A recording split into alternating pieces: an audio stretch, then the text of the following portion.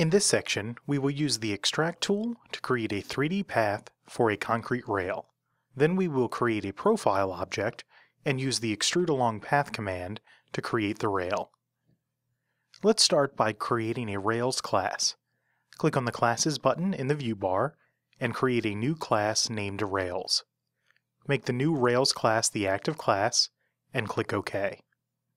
Switch to a top plan view and activate the Extract Surface tool in the 3D modeling toolset. Enable the Extract Curve mode and select each edge while holding the Shift key as seen here.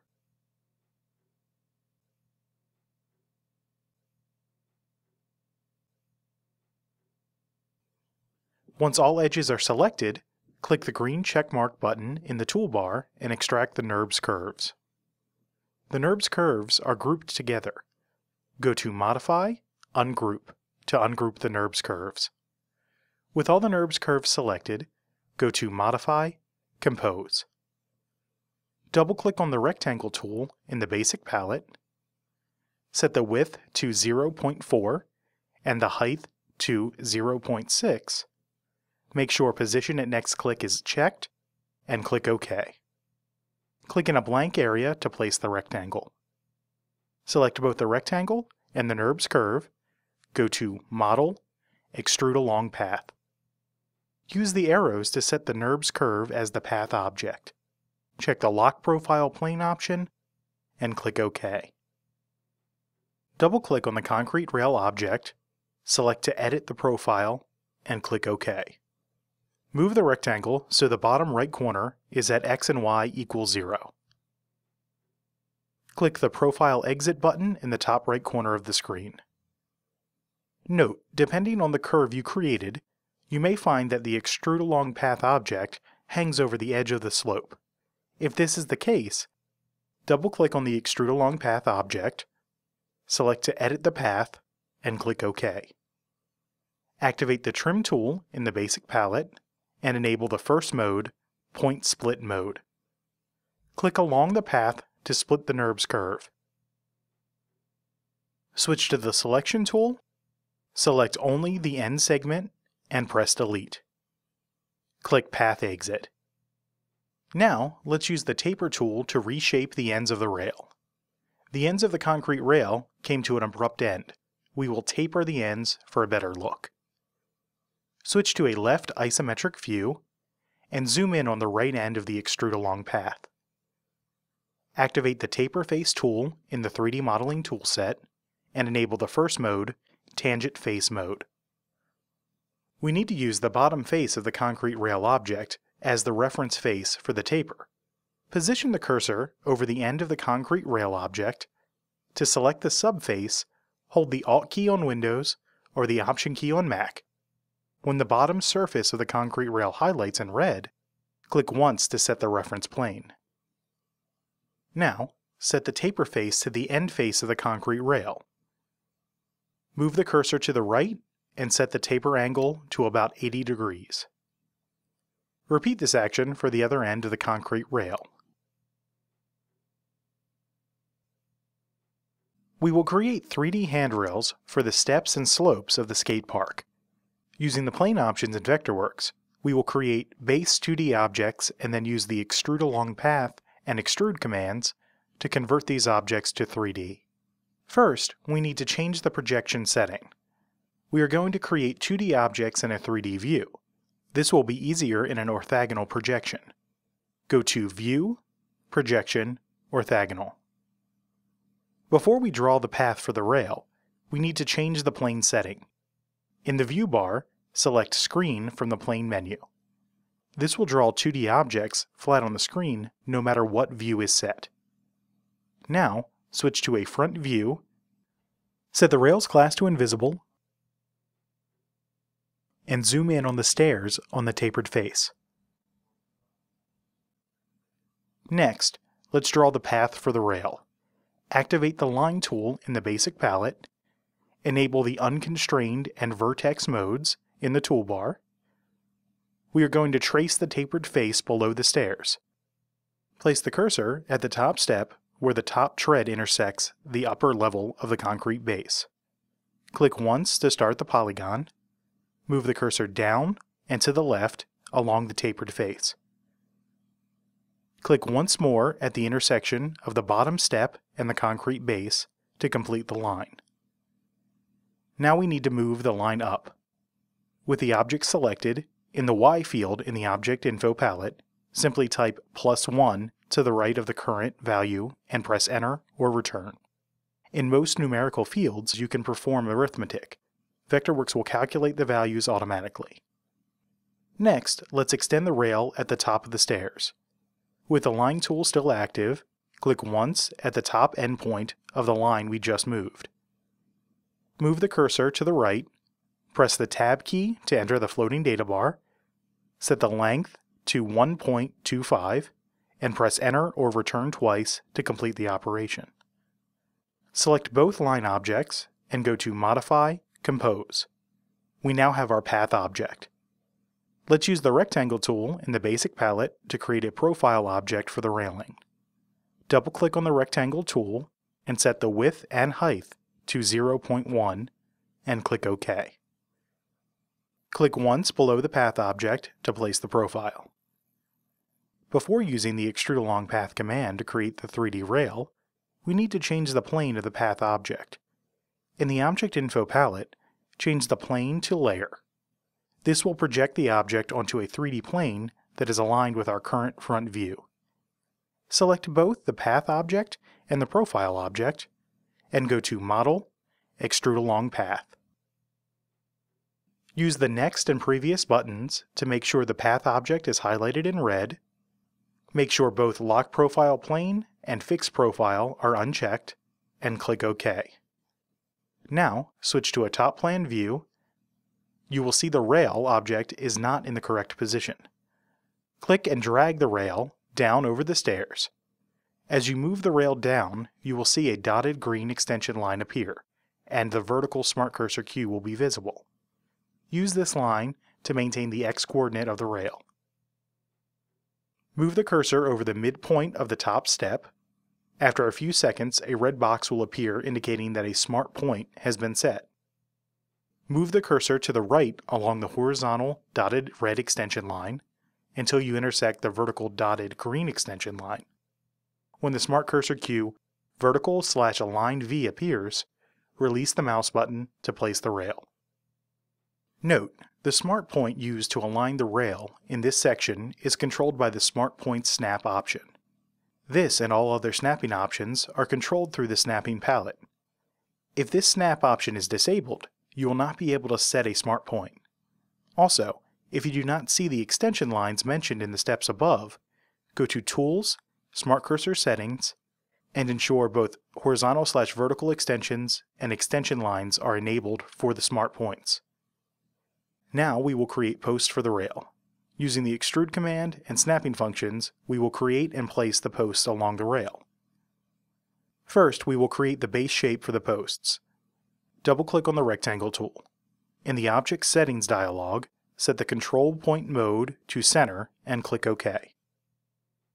Place the cursor over the midpoint of the right end of the rail. After a few seconds, a red box will appear indicating that a smart point has been set. Move the cursor to the left.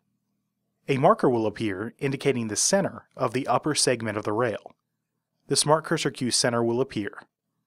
After a few seconds, a second smart point will appear. Move the cursor back to the right. A marker indicating the midpoint between the two smart points will appear. Place the cursor over this point. When the Smart Cursor cue midpoint appears, click once to place the rectangle.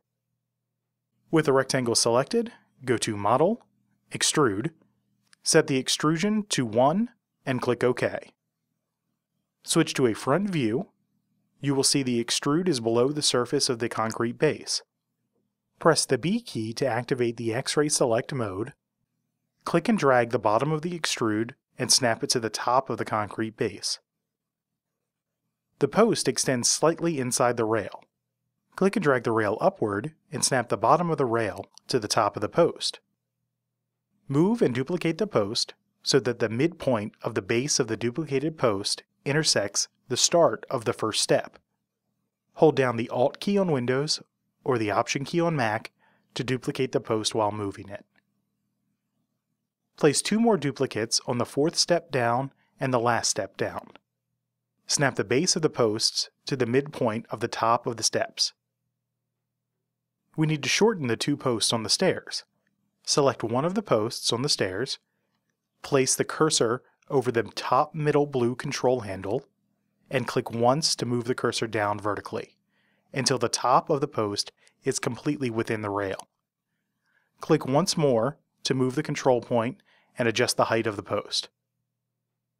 Repeat this action for the other post on the stairs. Next, we will use the Add Solids command to combine the rail and the posts into a single object and then apply a fill color through the Attributes palette. First, switch to a left isometric view. Select the 4 posts and the rail. Go to Model, Add Solids. With the rail selected in the Attributes palette, set the fill color to black. Now let's place the completed rail in the Rails class. With the rail selected, in the Object Info palette, click on the Class menu and choose Rails. You will notice that the rail disappeared. This is because the Rails class is currently set to invisible. Click on the Classes button in the view bar, set the Rails class to visible, and click OK. Note, you can use the same workflow to create other rails in the file. If you would like to, use the techniques described above to create 2 more rails, one in the center of the tapered face and the other on the curved stairs.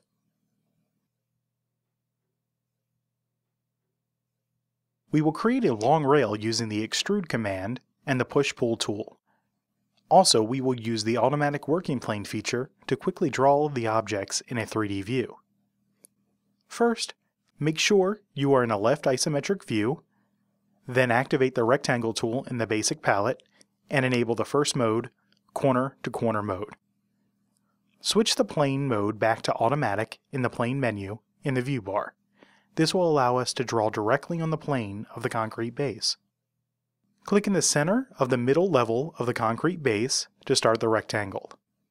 Tab into the floating data bar, set the delta X to 3.25 and the delta Y to 0.15. Press Enter or return twice to place the rectangle. With the rectangle selected, go to Model, Extrude. Set the extrusion to 0.05 and click OK. In the Object Info palette, set the Bot Z to 2.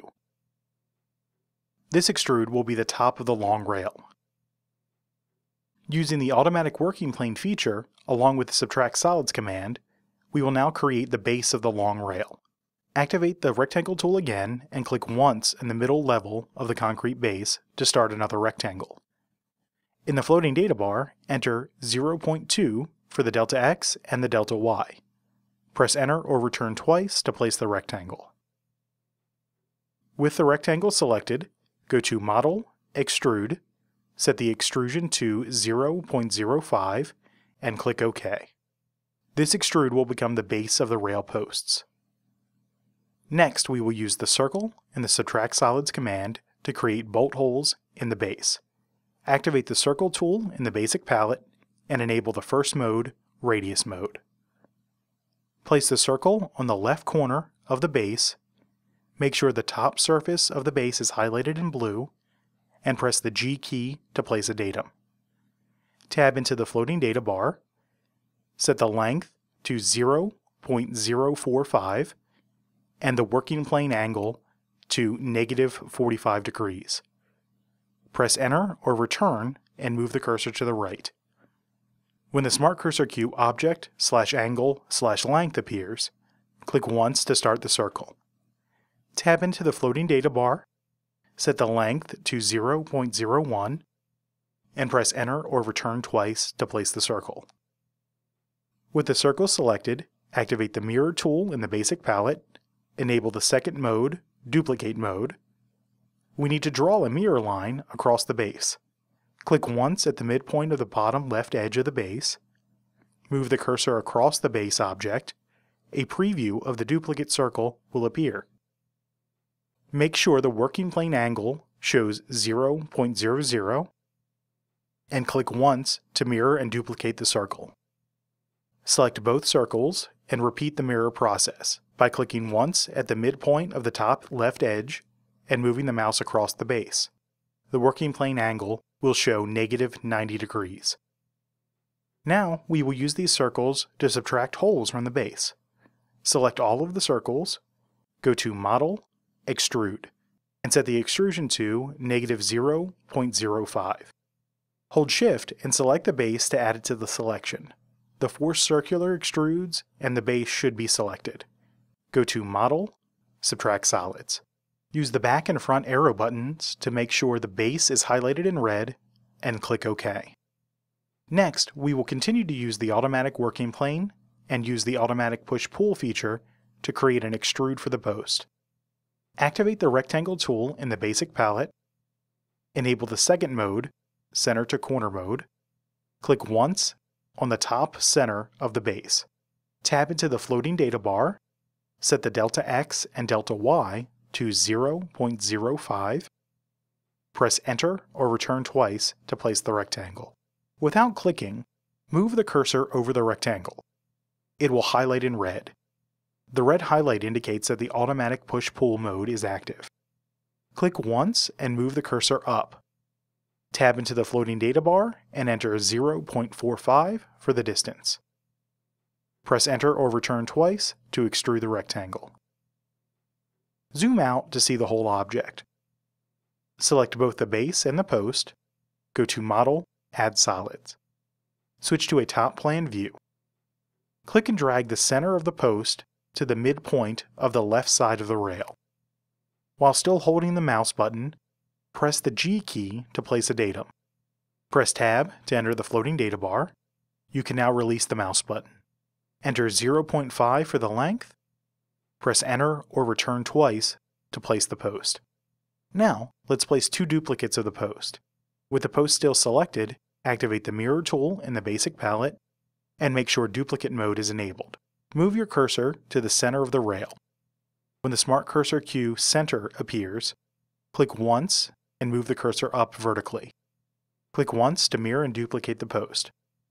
Click and drag the center point of the new post to the center of the rail. Press and hold the Alt key on Windows or the Option key on Mac, then release the mouse button to place the duplicate post. For the long rail, we need to apply a separate fill color to the rail and to the posts, so we will not combine the objects into a single object using the Add Solids command. Instead, we will use the Create Symbol command to group the objects as a symbol resource. First, select the rail and set the fill color to black in the Attributes palette. Now select the rail and the 3 posts. Go to Modify, Create Symbol. In the Create Symbol dialog, name the symbol Long Rail, choose Next mouse click under Insertion Point, and click OK.